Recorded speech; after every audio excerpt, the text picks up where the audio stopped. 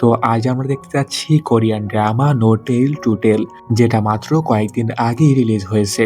এটি এমন এক শিয়ালের গল্প যার আছে 9টি লেজ, আর সে ভীষণ বুদ্ধিমান ও চালাক। গল্পের শুরু হয় 500 বছর আগে। সেখানে আমরা দেখি এক লোক তার অসুস্থ মায়ের জন্য জঙ্গল থেকে ঔষধি গাছ তুলছে।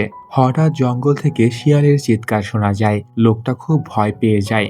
এমন সময় সেখানে এক মেয়ে এসে হাজির হয়, যার নাম উনো। সে চুপি চুপি লোকটার ব্যাগ থেকে কিছু চুরি করার চেষ্টা করছিল। লোকটা তাকে ভয় দেখাতে থাকে, কারণ তার ব্যাগে তো আসলে কিছুই নেই। উনো তাকে বলে, আমি তো শুধু রাস্তা জিজ্ঞাসা করতে এসেছিলাম। তারপর বলে, যে ফুলটা তুমি খুঁজছো সেটা এখানেই পাবে। সেই ওষুধ মাকে খাওয়াও, তিনি ভালো হয়ে যাবেন। কারণ সে হলো 9 টেইল ফক্স, 9 লেজওয়ালা ধূর্ত শিয়াল। অন্যদিকে আমরা চলে যাই রাজ্যে, যেখানে এক মেয়ের বিয়ে হচ্ছে। সে আসলে 9 টেইল ফক্স, কিন্তু মানুষের রূপ নিয়েছে। তার দাসীর ছদ্মবেশে তার বান্ধবী আসে, আর জানা যায় তারা ছোটবেলা থেকেই বন্ধু। একসময় বাজারে তার বান্ধবীর চোখ পড়ে এক ছেলের উপর, আর তখন থেকেই সে তার প্রেমে পড়ে যায়। প্রেমের টানে সে মানুষের মতো জীবন যাপন করতে শুরু করে, এবং সে আর শিয়াল থাকে না। এখন তার বিয়ে হচ্ছে।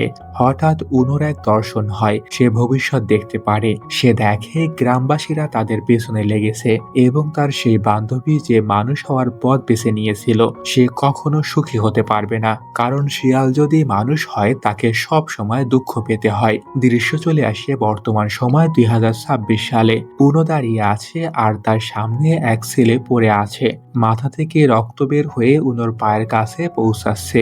উনো বলে, আমি মানুষ হতে চেয়েছিলাম, কিন্তু মানুষের জীবন তো কঠিন। দুঃখ, পরিশ্রম, টাকা, রোজগার, পড়াশোনা, তারপর বুড়ো হয়ে মৃত্যু। কেন এসব করব? আমি কখনো এমন হতে চাইনি। এরপর গল্প চলে যায় 9 বছর আগে, যেখানে মূল কাহিনীর শুরু হয়। আমরা একটি ফুটবল একাডেমিতে আসি। সেখানে আন্তর্জাতিক সিলেক্টররা এসেছে কোরিয়ান টিমের জন্য খেলোয়াড় বাছাই করতে।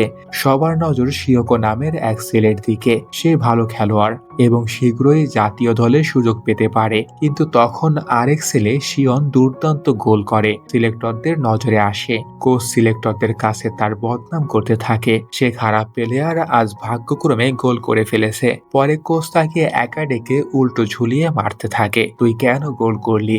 বলতো শিওকোকে দেওয়ার কথা ছিল। সিয়ন আসলে আমাদের গল্পের নায়ক, আর তার জীবনে অনেক ঝামেলাও চলছে। অন্যদিকে শিয়কের বাবা কোচকে টাকা দেয়, যাতে তার ছেলেকে সুযোগ দেওয়া হয়। সিয়ন সব দেখে, কিন্তু সে তো গরিব, তাই সে কিছুই করতে পারে না। এদিকে আমরা বড় ব্যবসায়ী মিস্টার লিকে দেখি। তিনি একটি প্রকল্পের নিলামে যাচ্ছেন। সবাই ভাবছে তিনি হয়তো হারবেন, কিন্তু তার মুখে আত্মবিশ্বাস। নিলাম শুরু হলে হঠাৎ স্ক্রিনে উনোকে দেখা যায়। 9 লেজওয়ালা সেই চালাক শিয়াল, যে সবাইকে নিয়ন্ত্রণে নিয়ে বলে, মিস্টার লিকে ভোট দিন। সবাই তাই করে লোভে পড়ে। এদিকে শিয়ন বাড়ি ফিরে দেখে তার দাদি অসুস্থ হয়েও কাজ করছেন। সে তার দাদিকে বলে, তুমি চিন্তা করো না, আমি স্কলারশিপে পড়াশোনা করছি। কিন্তু আসলে সে তো পার্ট টাইম ডেলিভারির কাজ করত। পরে মাঠে এসে শিওকোকে অনুশীলন করতে দেখে সে। দুইজনের বন্ধুত্ব খুব গভীর। শিয়ন বলে সে গরিব, দাদির প্রতি তার দায়িত্ব আছে। অন্যদিকে বোঝা যায় শিওকো ফুটবলে খুব বেশি আগ্রহী নয়। বাবার চাপে পড়ে সে ফুটবল খেলছে।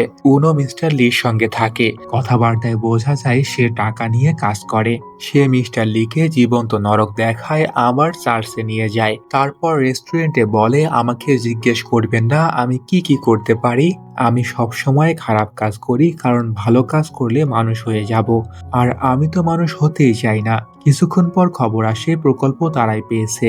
উনো ধনী ও সুন্দর পোশাক পরে শপিং মলে যায়। যতই যা হোক, শেষ পর্যন্ত সে তো মেয়ে। সেখানে সে এক মেয়েকে বলে, আজ আমার বন্ধু হও, আমার সঙ্গে ঘোরো। মেয়েটি অবাক হলেও উনো তাকে নিয়ন্ত্রণে নিয়ে শপিং করতে থাকে এবং বলে, আমি 9 টেইল ফক্স, অবাক হইও না, অনেক বছর ধরে এভাবেই আছি। এরপর 80 বছর আগের দৃশ্য, ব্রিটিশ শাসনামলের সময়, যখন তারা কোরিয়ায় ভাষা শেখাতে আসতো। উনো তাদের ভাষাই বুঝতো না, তাই সে শিক্ষকের ভাষাই বদলে নিজের মতো করে নেয়। তারপর গল্পটা 30 বছর আগের সময় চলে যায়। তখন ছিল স্টাইল দেখানো আর কমিক পড়ার যুগ। উনোর কমিকের শেষটা একদমই ভালো লাগেনি, কারণ সেখানে নায়ক মারা যায়। তাই সে সরাসরি লেখকের বাড়ি গিয়ে পুরো বিল্ডিংয়ে আগুন ধরিয়ে দেয় এবং বলে, তাড়াতাড়ি এন্ডিং বদলাও। শেষ পর্যন্ত লেখক সত্যিই এন্ডিং বদলে দেয়। উনোর জীবন খুবই সহজ। যা তার পছন্দ নয় সে নিজের ক্ষমতায় সেটা নিজের মতো করে বদলে ফেলে। এক মেয়ে তাকে জিজ্ঞাসা করে, আপনার কেন কোনো বন্ধু নেই? জানেন কি? কারণ আপনি সবকিছু নিজের মতো চান। উনো সঙ্গে সঙ্গে আঙুলের চটকানিতে আবার তাকে নিজের নিয়ন্ত্রণে নিয়ে নেয়। মেয়েটি তখন তার প্রশংসা করতে শুরু করে। এখান থেকে বোঝা যায় কেউ যদি উনোকে প্রশ্ন করে বা বাস্তবতা বোঝাতে চায় সে তাকে নিজের দলে টেনে নেয়। সবকিছু তার পছন্দ মতোই হতে হবে। মেয়েটি বলে, আমি আপনার মতো হতে চাই। ভেতরে ভেতরে উনো এই প্রশংসা শুনে খুব খুশি হয়। অন্যদিকে মলে শিওকো জুতা কিনছে। তখন শিয়ন সেখানে আসে। শিওকো বলে, তোমার জুতো লাগলে আমাকে বলো। শিয়ন বলে, কাল আমি আমার দারিদ্রতার কথা বলেছিলাম বলে কি এখন আমাকে দয়া দেখাচ্ছ? এটা বলে সে চলে যায়। তখন তার সঙ্গে উনোর ধাক্কা লাগে আর সে যেন দূরে ছিটকে পড়ে, যেন কেউ ঠেলে দিয়েছে। উনো বলে, এই ছেলে তো খুবই দুর্বল। দুর্বলদের বাইরে বের হওয়া উচিত না। তখন শিয়ক আসলে তারা দুইজন চলে যায়। উনো তখন শিয়কের ভবিষ্যৎ দেখে। সে বড় ফুটবলার, জনপ্রিয় সেলিব্রিটি। এটা দেখে উনোর লোভ জেগে ওঠে এবং সে ভাবতে থাকে, যখন ও ধনী আর বিখ্যাত হবে তখন তাকে ক্লায়েন্ট বানাবো, টাকা নেব, সাহায্য করব। আসলে সে যে মেয়েটিকে সঙ্গে রেখেছিল শুধু নিজের জিনিস বহন করার জন্য, কারণ সে খুব চালাক ছিল। মেয়েটি বলে, তুমি কি আমার জন্য কাজ করবে? তবে আমাকে ডিসকাউন্ট দিতে হবে। এরপর উনো তার মন স্বাভাবিক করে তাকে পাঠিয়ে দেয় এবং স্টাফদের বলে জিনিস বাইরে নিয়ে যেতে।